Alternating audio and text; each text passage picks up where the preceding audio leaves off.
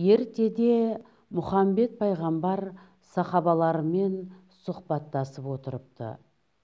Жүрек көзімен қараса, жандарында ібіліс те жүр екен. Пайғамбар одан: «Әй малғұн, мұнда не істеп жүрсің?» деп сұрайды. «Мен үшін қолайлы мекеннің бірі еснеген ауыз. Ауызды ашып еснесе, байқатпай түкіріп жіберем. Сосын ол адамның аузы бейпіл сөзге бейім келеді» депті. Пайғамбар оның сөзін естіп селк ете қалады. Сол сәтте Тәңірі одан қорғанудың сырын ашады.